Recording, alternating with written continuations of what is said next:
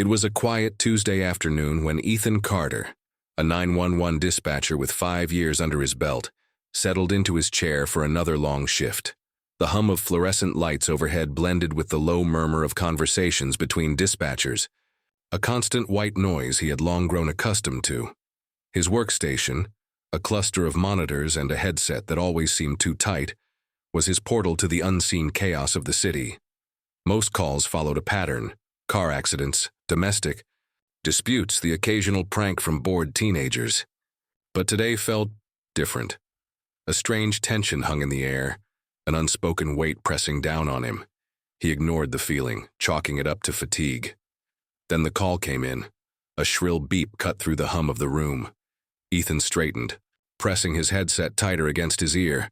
911, what's your emergency? Silence. At first he thought the line had gone dead, but then a breath. Shallow, shaky. Someone was there. Hello, can you hear me? This is 911. Are you in danger? His voice was calm but firm, honed by years of keeping frantic callers grounded. A whisper. Barely audible. He's in the house. Ethan's stomach clenched. He gestured to his supervisor, signaling a possible active intruder situation. The older man nodded, already pulling up a map to trace the call's location. Okay, stay on. The line with me. What's your name? A rustle, a soft whimper. Then, in a trembling voice, Mia. All right, Mia. Where are you right now? Another pause. Then, just above a whisper, the closet. He doesn't know I have my phone. Ethan's pulse quickened. He pulled up the tracing software, watching as the location slowly narrowed. An address appeared on the screen. A small single-story house on the outskirts of town. His fingers moved, instinctively, dispatching officers while keeping his voice steady. Mia, listen carefully. Stay as quiet as possible. Can you tell me if he's still in the house? A creak. A distant sound through the phone. Footsteps. Slow, deliberate. Then, the doorknob rattled. Mia sucked in a sharp breath. Her fear so palpable Ethan could feel it through the line. The voice that followed sent a chill down his spine. A man's voice. Low. Amused. Mia, I know you're in here. Ethan Carter never imagined he'd spend his nights listening to people's worst moments unfold in real time. When he first applied to be a 911 dispatcher, it was supposed to be a stepping stone, a job to hold him over while he figured out his next move.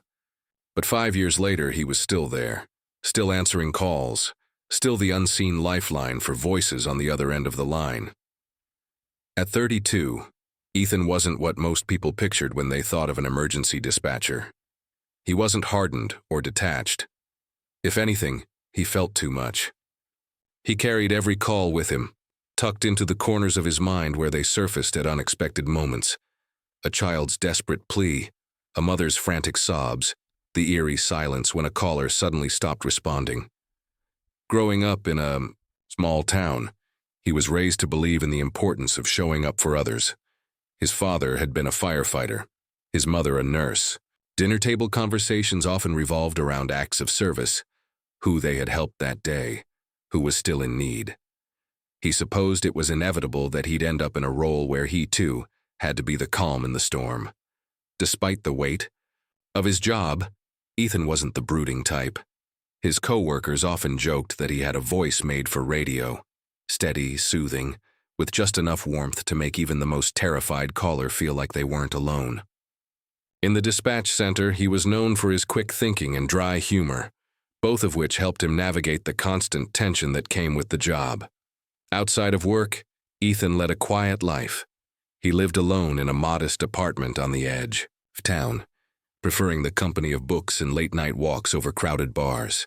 He had a dog, Cooper, a rescue mutt with a habit of falling asleep with his head in Ethan's lap whenever he sat down to read.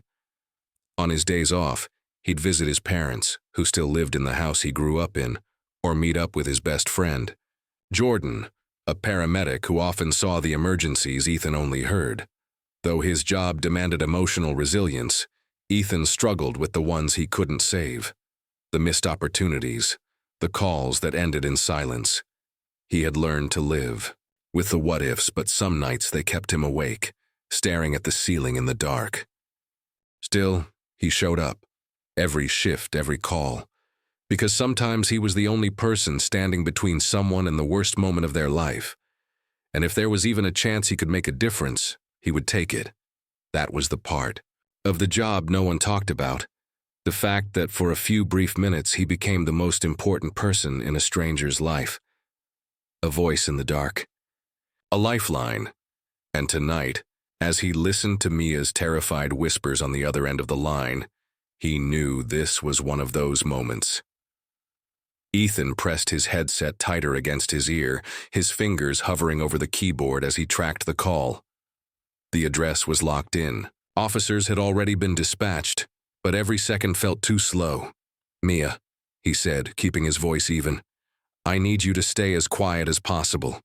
Don't move. Just breathe with me, okay?" He listened. The soft, uneven rhythm of her breath. The distant creaks of an old house settling. Except it wasn't settling. Someone was moving. Then, a voice. Low, deliberate. Too close to her. "Mia.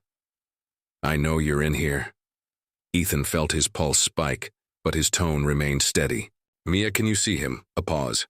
Then, barely above a whisper, "He's right outside the closet." A rustling sound, fabric against wood, a quiet shuffle. He pictured her huddled in the darkness, pressing herself as far back as possible, trying to become invisible. Ethan's fingers tapped against the desk, his own heartbeat ticking like a metronome. The officers were minutes away. They needed to be faster. "Can you tell me what he looks like?" Ethan asked, careful not to let the urgency seep into his voice. Another pause. Then, "I don't know him." That was new. Break-ins were terrifying, but they usually had a pattern. A known assailant, a crime of opportunity. A stranger inside a house searching for someone specific? That was worse. "Are you alone in the house?" he asked. "Yes," Mia whispered. A loud thud cut through. The call. Something hitting the wall. Hard, Ethan's stomach tightened. He gestured for his supervisor's attention. "He's trying to get into the closet," he muttered. More rustling. A sharp, shuddering breath from Mia. Then, silence. No more footsteps. No more creaks, just nothing. Ethan checked the time. Officers were 2 minutes out. Too long. "Mia, if you can still hear me, I need you to stay put." He strained to pick up anything through the call. Movement, a voice, a clue. Then, in the distance, a sound sent ice down his spine. A click, the unmistakable sound of a knife being unsheathed. Ethan didn't hesitate. He patched directly through to the responding officers. "Suspect is armed. Repeat, suspect is armed. Move in now." A shift in the static, and then the closet door swung open. Ethan's breath hitched as Mia let out a sharp gasp. The rustling, fabric, the unsteady shuffle of feet. It was all amplified in his headset, pulling him into the scene as if he were standing right there in that darkened closet beside her. Then came the worst sound of all. Silence. Ethan's fingers tightened around the edge of his desk. "Mia," he called, forcing his voice to remain calm. "Mia, I'm still here. Don't move. Officers are almost there." Nothing. His mind raced through possibilities. Had she dropped the phone? Had the man taken it? Was she still breathing? A rustling noise returned, but it wasn't Mia. It was heavier, slower. The sound of a boot scuffing against hardwood. Someone shifting their weight. Then, a low voice. "Shh." A chill crawled up Ethan's spine. It wasn't directed at him, but at Mia. The man knew she was on the phone. Ethan signaled to his supervisor, urgency tightening his throat. "I lost her. She's not responding," he muttered, his voice clipped. "Where are my units?" "Less than a minute out," came the response. A minute. A lifetime in a situation like this. Ethan swallowed hard, gripping his keyboard as if he could somehow reach through the line and pull Mia to safety. Then, the breathing returned. Soft. Trembling. "Mia, He tried again, a choked whisper. He's just standing there. Ethan fought to keep his voice steady. Stay quiet, stay still, help is coming. Then, something strange happened. The man moved, but not toward her. Footsteps, slow, measured, retreated across the room. A soft click echoed through the phone. A drawer opening. The rustling of paper followed. The sound of objects being moved, shifted, as if the intruder was searching for something. Mia's breathing turned shallower. She wasn't just scared. She was confused. Ethan furrowed his brow. Burglars didn't linger. Home invaders didn't waste time. They grabbed what they could and ran, or they did something far worse. But this man wasn't in a hurry. He wasn't just there for Mia. He was looking. For something, Ethan's jaw tightened. Mia, he whispered, have you ever seen this man before? A pause, then, no. He believed her. The soft shuffle of footsteps again. The sound of paper being flipped through. Mia must have moved slightly because he heard her sharp inhale, followed by a barely there whisper. He's going through my dad's desk. Ethan's fingers flew across the keyboard, pulling up records on the address. It belonged to Thomas Langley, Mia's father, Mia's. He scanned the data quickly. No recent criminal activity. No history of threats, just a quiet, middle-class homeowner with a daughter in her 20s. So why was this man so interested in his desk? Before Ethan could ask, another sound sliced through. The quiet. A phone ringing, not Mia's. The man's. The abrupt electronic chime shattered the tension. Mia sucked in a breath, and Ethan could picture her wide, terrified eyes in the dark, pressing further into the corner of the closet. The ringing cut off. A click. A call answered. Then, the man spoke. Yeah, I'm here. Ethan's pulse pounded in his ears. He pressed a button to record the call more clearly, straining to hear every word. A distorted voice answered on the other end. Muffled. But Ethan caught enough. Find it? A pause. The man shifted again, rustling through more papers. Then, in a voice low and irritated, No, not yet. Ethan's stomach twisted. This wasn't a random break-in, it wasn't just a home invasion. This was deliberate, calculated. This man had been sent here to find something, and Mia was caught in the middle of it. Then, finally, the distant wail of sirens cut through the night. The man cursed under his breath, a sharp shuffle of movement. Mia's breath quickened. Ethan gripped his desk. Was he leaving? Would he hurt her first? A sudden clatter, papers knocked over, a soft thud, then a door creaking open. Then, footsteps. Faster, rushed, moving away. Mia whimpered. I think he's leaving. Ethan exhaled, his pulse hammering. Stay put. Don't move until the officers are inside. Seconds later, distant voices filled the line. Officers shouting, movement outside.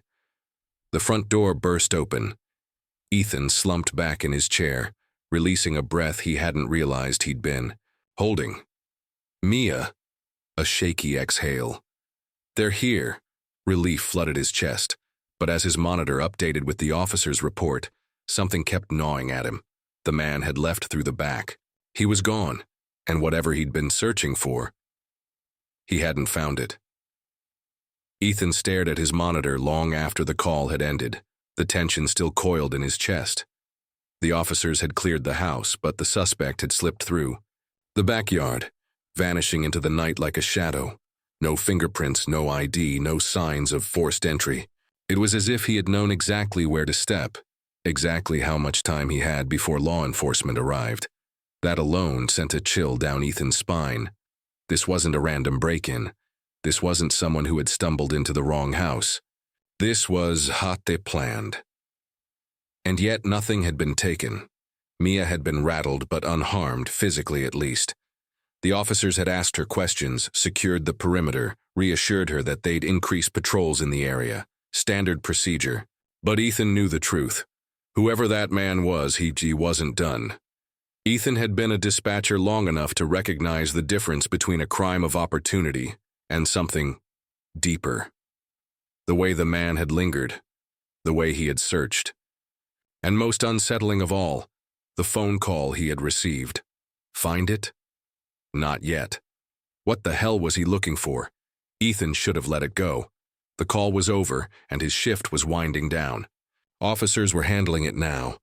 It wasn't his job to play detective, and yet he found himself opening another search window, typing in Thomas Langley, Mia's father. The system pulled up routine information: address, vehicle registrations, tax records. No criminal history. No known associates with a record. By all accounts, Thomas Langley was a normal man. A financial analyst, semi-retired, had lived in the same house for over 20 years. Ethan frowned. There was nothing here. Nothing that explained why a stranger had broken in, rifled through his desk, and vanished into the night. But something still didn't sit right. He hesitated, then pulled up external records. Databases with news archives, financial reports, public filings. If Thomas had been involved in anything noteworthy, it would be here. The first few results were standard: business filings, old property records. But then, something unusual. An article from 12 years ago. Ethan clicked on it, his pulse kicking up as the headline appeared. Financial analyst's testimony brings down notorious fraud ring. He skimmed the article, his stomach tightening with each line. Thomas Langley had been a key witness in a federal juries against a group of high-profile fraudsters who had scammed millions from investors. His testimony had helped seal their convictions. The case had made national news: big money, big players, long prison sentences. And now, 12 years later, a stranger had broken into his house, searching for something. Ethan's mouth went dry. This wasn't just a burglary. This was a revenge. He stood so fast his chair scraped against the floor. His supervisor shot him a questioning look, but Ethan ignored it. His shift was over in 15 minutes. He could walk out that door and leave this alone. But his gut told him he couldn't. Mia was in danger. She didn't even know it yet. Ethan grabbed his phone and keys. Against every protocol, against every rule drilled into him, he made a decision. He was going to find Mia, and he was going to make sure she survived the night. Ethan's tires screeched as he pulled up outside Mia's house. The neighborhood was eerily quiet, the kind of silence that made his skin prickle. The squad car that had been stationed nearby earlier was gone. Just a routine patrol in and out.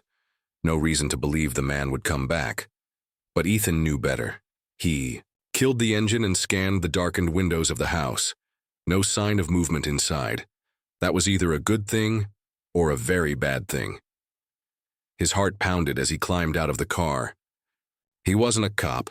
He didn't have a badge or a gun, just instincts. And those instincts screamed that something was wrong. He made his way up the driveway, careful not to make a sound. The air was thick with the scent of damp earth, the distant hum of a streetlight buzzing in the background. When he reached the front door, he hesitated, then knocked, 3 short raps. No answer. He knocked again, louder this time. Mia? Still nothing. A sick feeling coiled in his gut. He stepped back, scanning the house, then he saw it. Toward the side, near the kitchen window. The back door was open. Ethan's pulse spiked. Someone was inside. He moved quickly, staying low, his breath steady despite the adrenaline flooding his system. He reached for his phone, ready to call 911, but then a sound from inside. A muffled whimper. Mia. Ethan didn't think. He acted. He slipped through the back door, pressing, his body against the wall to stay in the shadows. The house was dimly lit, a single lamp casting long, eerie shapes across the walls, and then he saw them. Mia was on the floor, hands tied in front of her, tears streaking her face, and standing over her. The man from earlier. But he wasn't. Alone. Another figure loomed in the hallway, partially obscured by the shadows. A second man. The intruder from before hadn't come back alone. Ethan's mind raced. He had no weapon, no backup, just himself, and Mia needed him. He took a slow step forward, his voice calm but firm. "Let her go." The man closest to Mia jerked his head up, startled. The second one turned slightly, just enough for Ethan to catch a glimpse of his face. Older, with sharp, calculating eyes. "Who the hell are you?" the first man snapped. Ethan didn't answer. He focused on Mia, on the way her chest rose and fell in panicked breaths. "She doesn't know anything," Ethan said, his voice even. "You're wasting your time," the older man scoffed. "Oh, I doubt that." His eyes flicked toward Mia, calculating. Her father kept records, somewhere in this house, and we're going to find them. Ethan's blood ran cold. Records. That's what they had been after, and they were willing to hurt Mia to get them. He needed to stall. Give the police time. "You think he left them lying around?" Ethan asked, feigning confidence. "If you were smart, you'd know that kind of evidence would be somewhere safe. A bank, a lawyer's office, not in some desk drawer." The older man narrowed his eyes. He was considering it. Then, from outside, sirens. The intruders stiffened. Ethan had called for backup after all. The younger man cursed. "We need to go." The older man hesitated, his gaze flicking between Ethan and Mia. Then, with a sharp nod, he made his decision. They ran. By the time officers stormed in, the intruders were gone, lost in the night. Mia was shaking when Ethan rushed to her side. He untied her hands, helping her sit up as tears streamed down her face. "They were going to kill me," she whispered. Ethan swallowed hard, placing a steadying hand on her shoulder. "They didn't. You're safe now." The officers spread out, securing the area, but Ethan stayed by Mia's side. In the aftermath, there were questions, reports. The FBI got involved, digging into Thomas Langley's past and the men who had come looking for his secrets. But for Ethan, none of that mattered as much as the look on Mia's face, the relief, the gratitude, the way she clung to his hand as if he was the only thing keeping her grounded. She had been alone in that house, with no one to protect her.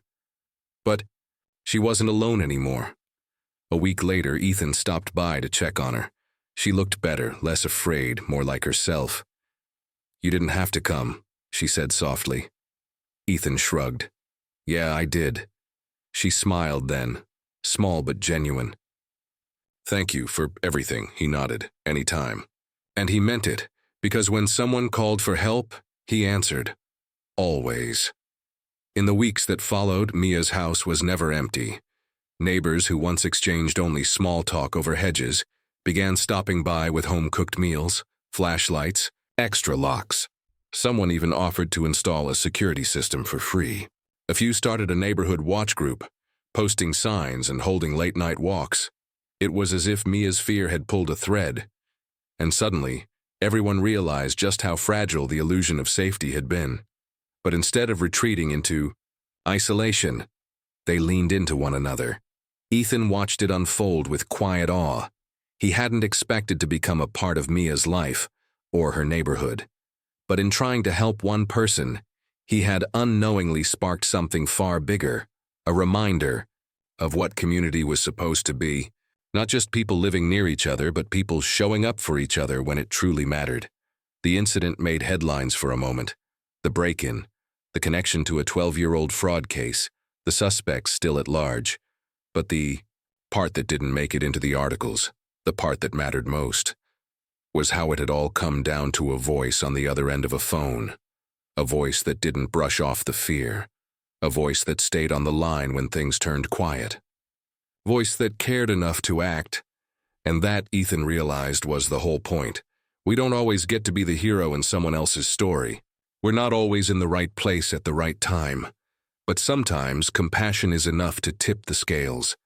Sometimes the simple decision to care, to stay, to check, to call, to follow up, is the act that saves someone's life. In a world where it's easier than ever to look away, choosing not to is a kind of courage, too. So let this story be a reminder, not just of the danger that hides behind locked doors, but of the strength we find in each other, of how a quiet dispatcher with no badge, no weapon, and no obligation to do more than his job, chose to care, and in doing so, pulled someone back from the edge. Because the line between stranger and savior is only ever one decision away.